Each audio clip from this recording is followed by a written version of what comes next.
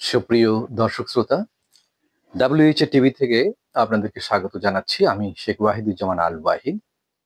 আপনারা শুনছেন আমাদের নিয়মিত কন্টেন্ট। অত্যন্ত গুরুত্বপূর্ণ আজকের বিষয়, যেটি নিয়ে ইতিপূর্বে আমরা আরো 10টি কন্টেন্ট আপনারা দেখেছেন আমাদের। আমরা কথা বলছিলাম সবচেয়ে গুরুত্বপূর্ণ যে বিষয়টি বাংলাদেশের দুর্নীতির বিষয়ক যে আলোচনা, দুর্নীতির সমস্যা, কারণ, সমাধানের উপায়। আমরা অনেকগুলো পর্বে এই কারণগুলো উল্লেখ করেছি। এবার আমরা কিছু সমাধানের রাস্তাও আমরা উল্লেখ করব। প্রথমত, আমাদের বাংলাদেশটা ছোট্ট দেশ, আপনারা সবাই জানেন। আমাদের যে মন্ত্রণালয়গুলো আছে, এই মন্ত্রণালয়গুলোর অধীনে আমাদের যে দপ্তর, অধিদপ্তর, পরিদপ্তর আছে, সেগুলো কিন্তু সরকারি কর্মকর্তা কর্মচারী দ্বারা পরিচালিত হয়। এটা আপনারা সবাই জানেন। আমরা বলে থাকি যে আমাদের আইনের শাসনের যে ঘাটতি রয়েছে, সেটি কিন্তু অত্যন্ত সত্য কথা।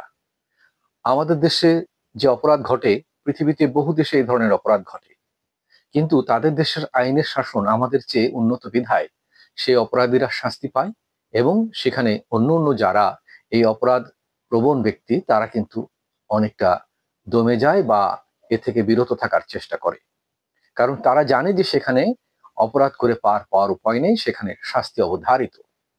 তেমনি আমাদের দেশে যে অপরাধগুলো হচ্ছে, এই অপরাধগুলোকে দমন করার জন্য যে আইন আমাদের প্রণীত আছে, আমাদের সংবিধানে যে আইন আছে, আমাদের যে ফৌজদারি কার্যবিধি আছে, আমাদের যে দেওয়ানি মামলাগুলো আছে, আমাদের যে অন্যান্য যে মামলা পরিচালনার জন্য যেগুলো আছে, পারিবারিক আদালত আছে, আমাদের শিশু নারী অধিকার আদালত আছে, এই যে আদালতগুলো আছে, এখানে যে আইনগুলো আছে, এই আইনগুলো কিন্তু যথেষ্ট আমি মনে করি যে শক্তিশালী আইন, যদি সেটাকে সঠিকভাবে প্রয়োগ করা যায়।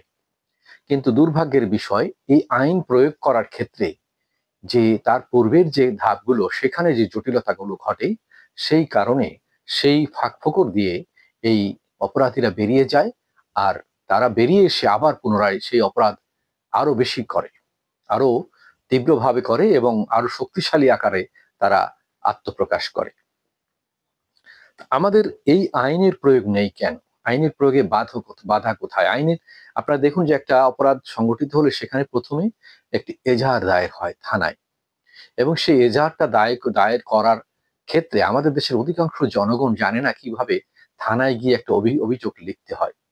এই আইনি জটিলতা বিড়ম্বনার কারণে অনেক লোক তার কথা গুছিয়ে বলতে পারে না, সুন্দরভাবে লিখতে পারে না বলে তারা সহযোগিতা নেয় পুলিশের।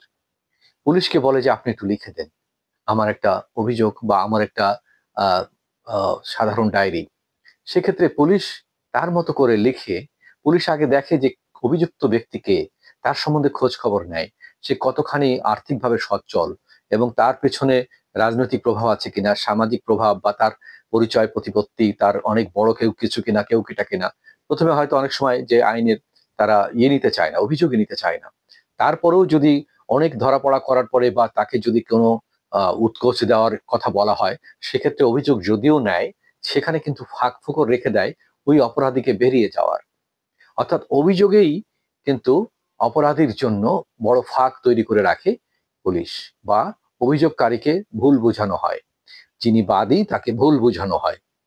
আপনি এইভাবে দিলে এটা ন্যায় বিচার পাবেন না, এইভাবে দিলে এটা হবে, আবার একে বাদ দিয়ে দেন, ওকে বাদ দিয়ে দেন, একে যুক্ত করে দেন, ওকে মুক্ত করে দেন, এইভাবে নানা রকম যুক্তি দিয়ে তারা মানুষকে প্রভাবিত করে থাকে। এটা সত্য, এটা মিথ্যা নয়। কিন্তু কথা হলো, এটা কেন আমরা শুনবো?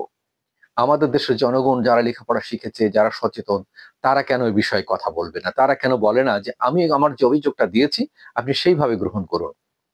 আর তার আগেও যদি প্রয়োজন মনে করে যে একজন আইনজীবী অথবা একজন যিনি আইন বিশেষজ্ঞ, তার কাছ থেকে পরামর্শ নিতে পারেন, অথবা তার পরিবারের যদি কেউ শিক্ষিত ব্যক্তি থাকেন যিনি আইন সম্বন্ধে জানেন, অথবা কাউন্সিলরের ওখানে যারা পরিচিত ব্যক্তি আছেন, এলাকার প্রতিবেশী সমাজে যারা আছেন, তাদের সহযোগিতা নিতে পারেন।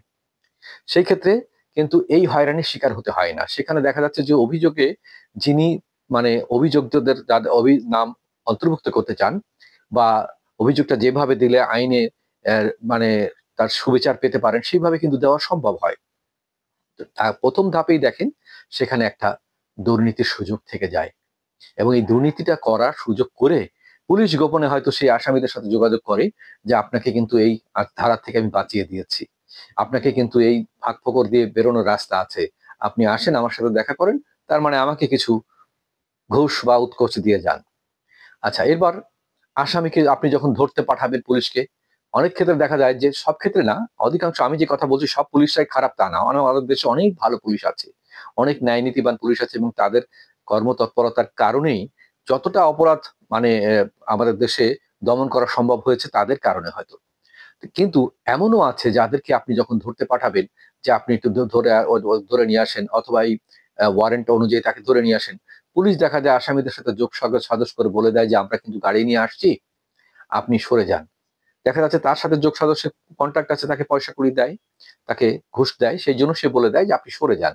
অথবা আসামির বাসায় বসে চা নাস্তা খেয়ে গল্প করে এসে ফিরে এসে বলে যে আসামিকে পাওয়া গেল না। আসামিকে বলে আসে আপনি ২-৪ দিন সরে থাকেন। আপনার বিরুদ্ধে তো ওয়ারেন্ট আছে, আমাদেরকেও মানে পিড়াপিড়ি করছে। এই বলে হয়তো কয়েক বান্ডিল পকেটে নিয়ে টিয়ে সরে আসে। এই কাজগুলো কিন্তু আমাদের দেশে দীর্ঘদিন থেকে হচ্ছে। হঠাৎ করে হচ্ছে না, দীর্ঘকাল থেকে। এর পেছনে কিন্তু দায়ী ২ পক্ষই। অর্থাৎ আইন প্রয়োগকারী সংস্থা দায়ী এবং আমাদের দেশের যারা পুলিশকে ঘুষ দিতে পারে বা যারা এই প্রথাটা চালু করেছে তারা দায়ী।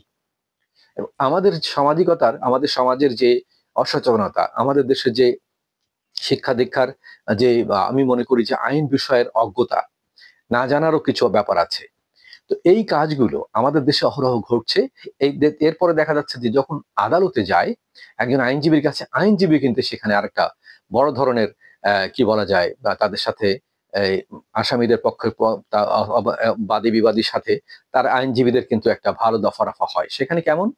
সেখানে দেখা যাচ্ছে যে আপনি যে উকিলকে নিচ্ছেন সেই উকিল, আমাদের কাছে এরকম অনেক কেস আছে, আমরা পাইছি যে, যে উকিলকে আপনি নিয়েছেন সেই উকিল আসামি পক্ষের উকিলের সাথে যোগাযোগ করে এই কেসটাকে মানে এমনভাবে এমন জায়গায় নিয়ে যায় যে লাস্টে আপনাকে অনেক গাল ভরা বলে যে হ্যাঁ, হ্যাঁ আপনি ন্যায় বিচার পাবেন, আপনার পক্ষে বিচার হবে, আপনার এই কেসে আমরা পানিশমেন্ট দিয়েই ছাড়বো, এই করবো সেই করবো। আপনি তার কথা শুনে আনন্দে গদগদ হয়ে লাফিয়ে অনেক কষ্ট করে কষ্টার্জিত অর্থগুলো উকিলের হাতে তুলে দিচ্ছেন।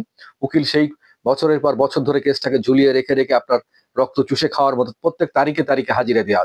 ১ সপ্তাহের মধ্যে যদি একটা ডেট বা ২ টো ডেট পড়ে, সেই ২ ডেটেই আপনাকে টাকা দিতে হবে উকিলকে। কিন্তু আপনার কাজের কাজ কিছু হচ্ছে না। এবং শেষ পর্যায়ে গিয়ে যখন আসামি পক্ষ যদি মোটা অঙ্কের টাকা তার উকিলকে দিয়ে বলে যে ওই বাদী পক্ষের উকিলকে তুমি কিনবে, কত টাকা দেবে এবং কেসটা যাতে খারিজ হয়ে যায়, অথবা আমি কেস থেকে যেন খালাস পেয়ে যাই। তখন দেখা যাচ্ছে যিনি বাদী সে দুর্বল, সে গরিব, তার অর্থনৈতিক সচ্ছলতা কম, তিনি হয়তো সামান্য কিছু দিতে পারছেন। কিন্তু তার চেয়ে অনেক বেশি দিয়ে ফেলেছে আসামি পক্ষ। দিয়ে ওই তার উকিলকে দিয়ে এই উকিলকে আপনি কিনে ফেলেছে।